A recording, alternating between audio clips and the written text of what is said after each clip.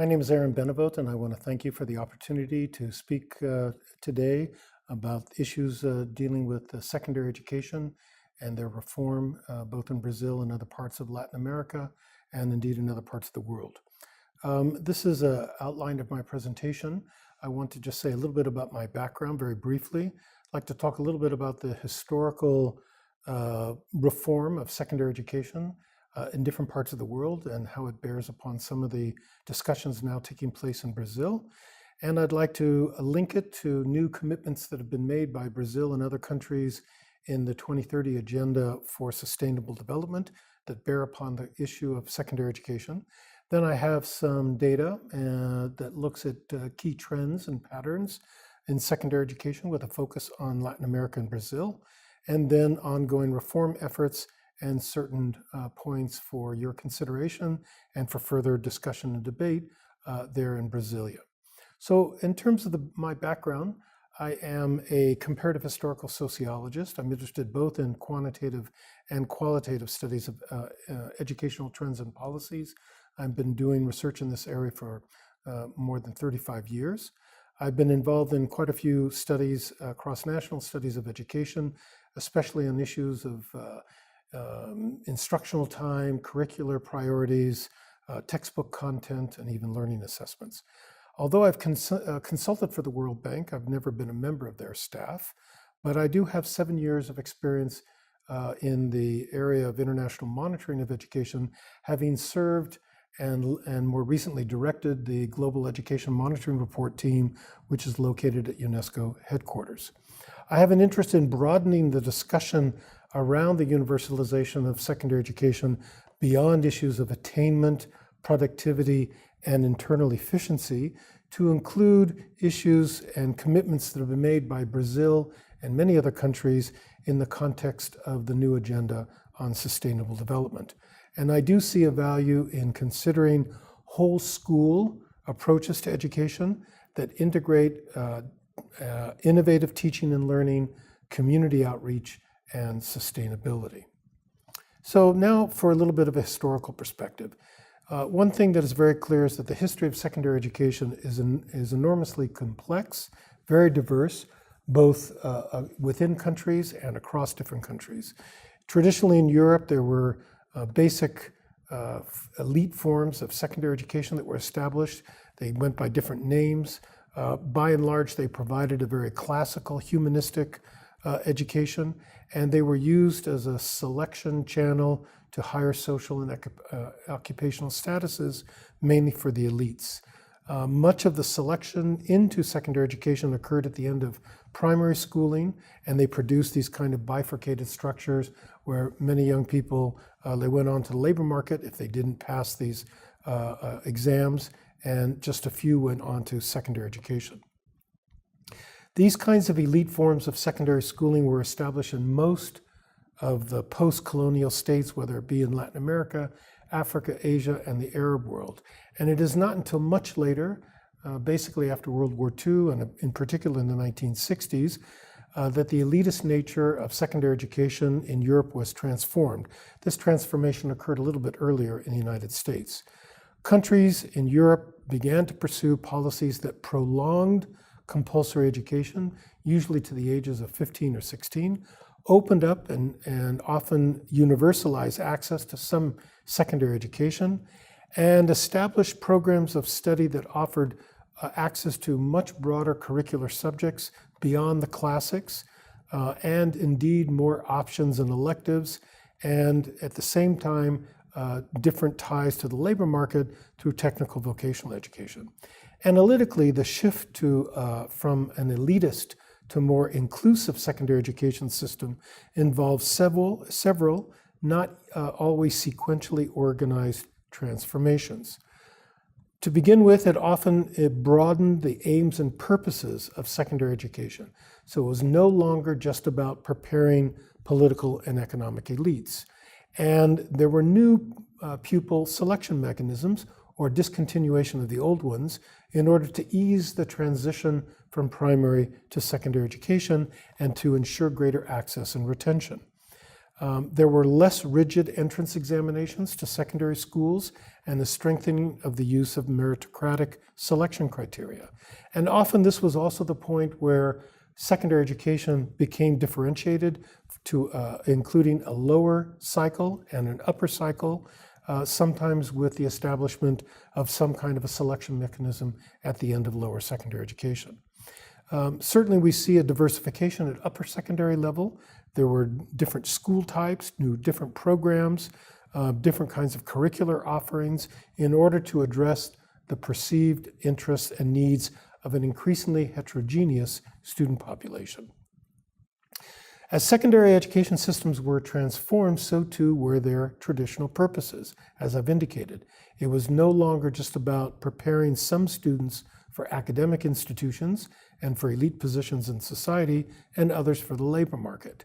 Increased access and inclusiveness created a more heterogeneous student population, which meant that there were new demands on teachers and on the kinds of practices they had in the classroom, which had to be brought about through either pre or in-service changes in the kind of preparation and training they had, and also revisions to curricular content.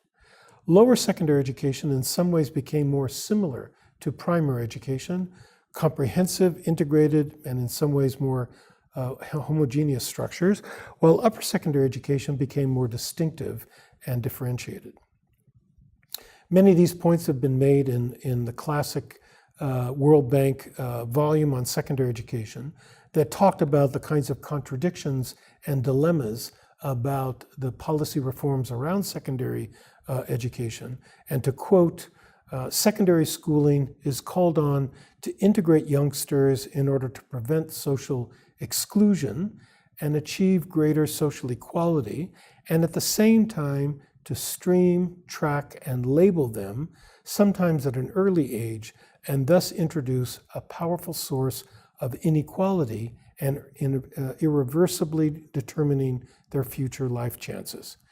The impetus to universalize all of secondary education now also comes from new sources, and in particular commitments made by countries 2 years ago to the 2030 Agenda on Sustainable Development, which I'd like to speak about very briefly now. As many of you are aware, 193 countries around the world agreed exactly 2 years ago to the 2030 Agenda for Sustainable Development, which now includes 16 Sustainable Development Goals, 169 targets, and recently the UN adopted 230 global indicators. This new Sustainable Development Agenda merged the Millennium Development Agenda that had brought about changes from the year 2000 until the year 2015, and the Environmental Agenda, which had been established in Rio in 1992. You can see that education, the fourth Sustainable Development Goal, is part of a series of goals that try to enhance the prospects for people to live a life of dignity and equality. Now, the global goal on education basically says to ensure inclusive and equitable quality education and promote lifelong learning opportunities for all. There are 7 targets and 3 means of implementation, and 11 global indicators have now been adopted, as I've indicated, by the UN. There are different ways to measure these global indicators. It's important to keep in mind. And some of what I have that I would like to bring to this conversation is based on the work that the Global Education Monitoring Report has conducted. And the mandate it has is to examine country progress with respect to the 4th Sustainable Development Goal. And you can look here at the website to learn more about the recent volume that was published last year and the new one that will be published next month on accountability and education. This new agenda around education has many different aspects. It now is meant to target all countries and not just countries in the global south. It is meant to be comprehensive, holistic, ambitious. Indeed, it is probably the most ambitious set of global commitments in education that we've ever had. It is meant to be transformative and also with a strong equity focus under the words leaving no one behind. It uses a lifelong learning approach. It focuses on skills for work and for life, and especially focuses on quality education and learning outcomes. The one target that I'd like to focus on here is the first target that talks about universal primary and secondary education leading to effective and relevant learning. Here's the actual target and the global indicator that focuses on developing, trying to indicate the percentage of children at different grade levels, the early grades of primary education, the end of primary education, and the end of lower secondary education that achieve at least a minimal level of proficiency in reading and mathematics. There is still no global consensus of what a minimum level of proficiency in these two subject areas would be at each of these different levels, and it's also clear that many countries have yet to establish a nationally representative learning assessment process that would monitor learning at each of these levels and that could be used in order to gauge progress over time. So let's look at some of the data that we do have about trends in secondary education enrollment, retention, and completion, in particular with respect to Latin America and Brazil. First of all, we can see that the flow of students into secondary education worldwide has grown dramatically over the last 50 years.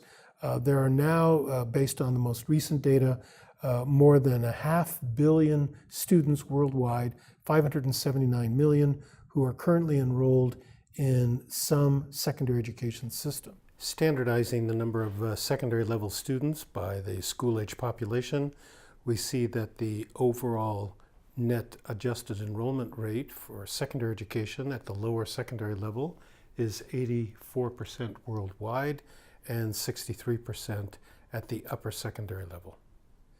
The average in Latin America is a little bit above these two global levels. As you can see, for Latin America and the Caribbean, it's 92% at the lower secondary level and 76% at the upper secondary level. Again, this is just the number of students that are officially registered. Most economists and many others are more interested in the stock of education. In other words, looking at the numbers of people who have completed a level of schooling that is considered to be critical for their future productivity and other skills for life. And here we have some somewhat dated information that looks at enrollment, looks at attainment levels, in particular minimum attainment of secondary education over time from 1960 through 2010. You can see Latin America in red here, which pretty much is in the middle of the different groups of regions. The main point that this particular figure shows is that there is kind of a growth in some of the regional inequalities, some of the gaps between some of the poorer regions and the richer regions with respect to secondary education is increasing over time. Another way of looking at this is looking at the country level. Here we can see data from OECD that looks at the percentage of adults that have acquired a high school or equivalent qualification at different age groups. This is based on data, again, from the OECD cross-sectionally from different reference years. We can see from this graph, which is often something that people do speak about, that over a long period of time, the United States was the leading country with respect to secondary education attainment, but now has been overtaken by the Republic of Korea. And Brazil, certainly, which is at the end of this figure, has made great strides, certainly has surpassed Mexico, to some extent also Turkey. These strides were especially apparent in the 1970s and also more recently. This is data from the most recent report from the OECD, Education at a Glance. Brazil does not figure here. The main point that I wish to bring to our attention that this commitment under the new Sustainable Development Agenda to universalize secondary education is one in which really there are no historical precedents. It is perhaps the case that Korea is now one of the first countries in the world that has achieved something like secondary education completion. Almost all the other European countries still have a way to go. and certainly countries in Latin America still have quite a long process before achieving universal secondary education completion. Here we see another set of figures, also from the European figures from OECD, and here we can see precisely Brazil. This is the number of first-time upper secondary students who graduate who are younger than 25 for 2 years, 2005 and 2015. We can see here the data for 2015 for Brazil, which is approximately 60%. Now, all of the figures that I've shown just far are really based on national averages, and much of what we can learn that I think is relevant for policy reform and policy discussions really goes on within countries. And one of the important kind of developments that have occurred over the last 10 years is the use of various kinds of household surveys and subnational data to look at inequalities and variation within countries. So I'd like to give you some idea of what some of these figures do show. So first of all, these are some figures that we have from household survey evidence that we want to compare. For example, OECD countries here, Finland, which shows the survival rate, the numbers of students who start grade 1, which is the left part of this graph, and those who make it to grade 9, usually the end of compulsory schooling. We can see that there's usually a drop-off with the transition from primary to secondary education. Latin America and Caribbean, on average, is much higher than other parts of the global south, although they still have quite a gap between the OECD average. But I think another interesting development is if we compare quintiles, in other words, students who come from the poorest and the richest households in Latin America versus other countries in the global south, and we can see that among the richest households in Latin America, their survival rates in both in primary and secondary education are not all that different from OECD countries. Indeed, the gap is very small, but the huge difference is really in those, for those students who come from the poorest households, very large gaps in inequalities. Certainly it shows that if Latin America and indeed Brazil is to make a significant progress in trying to universalize education, there needs to be a targeting of those students who come from the lowest quintiles of the distribution. Another way of looking at this is looking at some countries for which we have some data. One of these is Colombia, that is not all that different from, I think, the data from Brazil. Here we can see the precise survival rate for each grade level and the changes that occur, the growing inequalities among household students from different households in terms of their wealth, and how this begins to occur at the end of primary and is exacerbated as we move into lower and upper secondary. We can also see this in Peru, although note in Peru that the upper 60% of the distribution is not all that different, and most of them do make it until the end of lower secondary, the first 10 or 11 years. Really, the drop-off in the inequalities are mainly with respect to the lower 40% of the distribution. The other part of this is to look at the left chart that looks at differences between those students in urban and rural areas. Again, these are things that are quite well known, and I'm sure not of major surprise. I would suggest that if you're interested in looking at some of the interesting ways that household data can be informative, and in particular in the Brazilian case, here are data that you can find in a database that was prepared by the team that I led, the World Inequality Database on Education, called WIDE. And here at your fingertips, you can see how regional differences in Brazil for each of the 27 states, broken down by gender and sometimes wealth quintiles. You can see some of these very interesting variations. This is with respect to the proportion of students who complete lower secondary education using household survey evidence from 2012. One we see here is one of the points that I'm sure many of you have discussed, that really one of the biggest problems, first of all, is that young men drop out and are not being retained in education in Brazil, but there are major differences in different parts of Brazil and in particular states, for example. Another example that I thought would be pertinent for your discussions to look here, this is based on data from Colombia, that here we have data that show the proportion of students or students who are over age, especially 2 years over age, and the extent to which they survive to grade 11. And you can see that all those students either underage, on time, or just 1 year over age tend to do fairly well in terms of surviving to the end of both lower secondary and even the beginning of upper secondary. But those who are 2 years or more over age are the ones that begin to drop out. So grade repetition here is one that really does have an impact on those students who leave the system and who therefore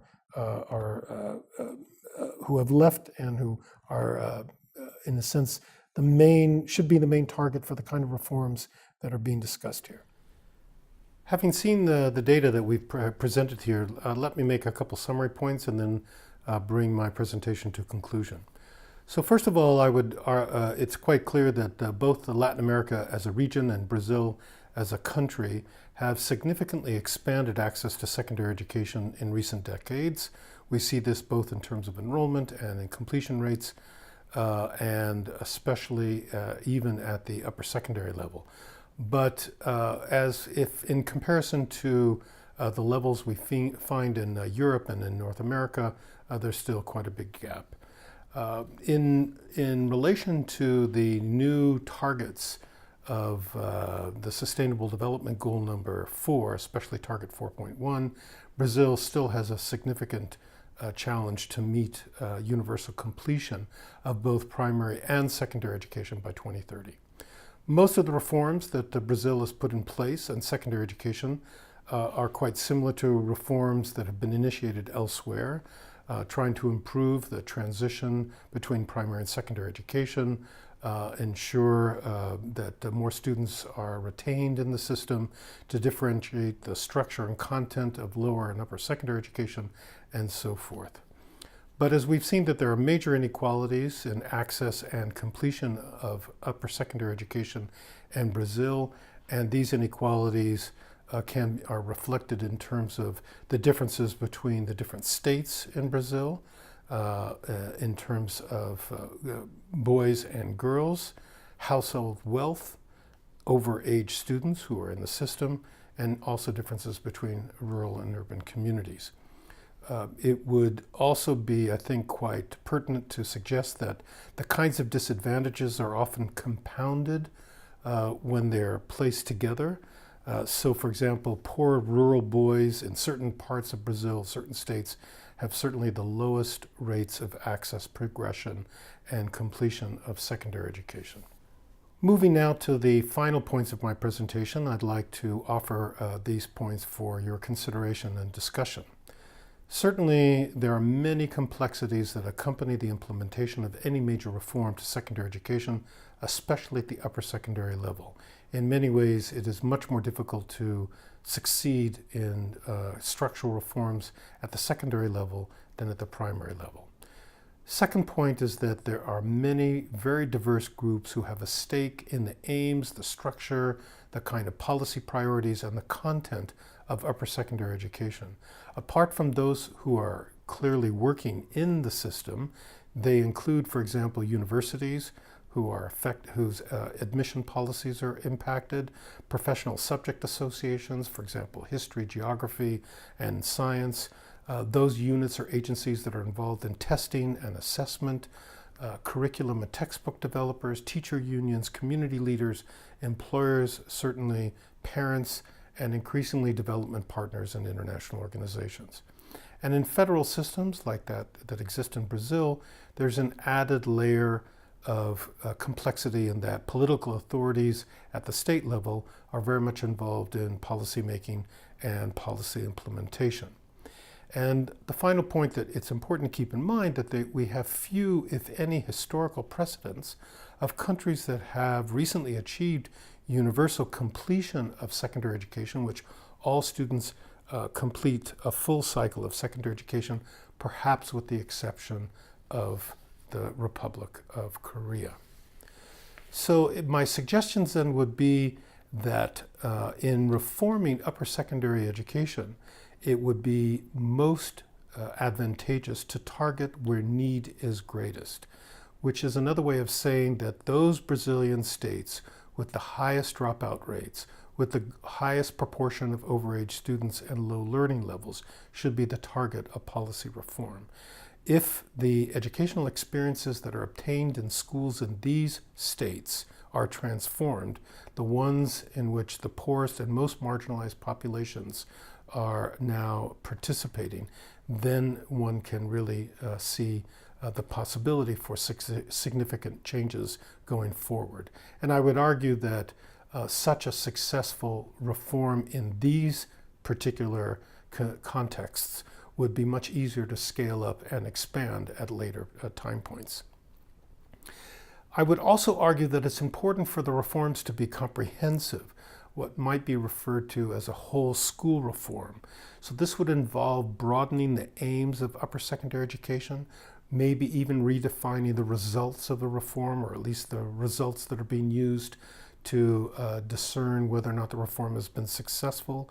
This would be policies that enable teachers to teach more effectively in teams through peer work, perhaps through in-service professional development.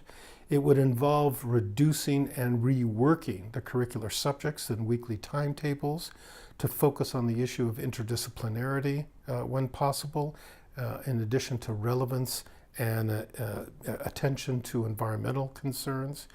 It might even involve lengthening the period of time that is allowed for teachers beyond a standard 40, 45, or 50 minutes, in addition to the time per day or per year that is allocated for academic pursuits. It would involve strengthening the ties with community leaders and employers, and even thinking of redesigning school facilities. So the argument that I'm putting forward here is that there's only a comprehensive whole school reform at this level that is likely to be most successful.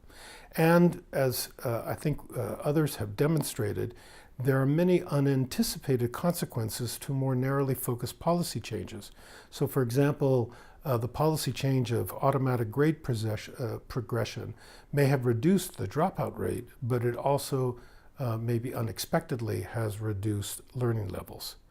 So in conclusion, I would argue that successful reforms at the upper secondary level are much more likely if the stakeholders outside of the formal system are consulted with and their views are reflected in the reforms, and it is much more of a comprehensive whole school reform going forward. So I hope that there are points here that will animate and provoke interesting discussions that colleagues will have at this particular point. I do again want to thank you for the invitation to contribute. I very much would have liked to have been there in Brasilia, and I hope I will have a chance to interact with you in any future workshops you may have. I would like to again direct you to consider some of the work that my colleagues have done, both at the Global Education Monitoring Report, some of the data there, and also some of the work that my colleagues and I have done that can be found on the website that I've included here. Again, thank you very much, and I look forward to hearing your feedback, and I wish you a very productive and fruitful meeting. Thank you very much.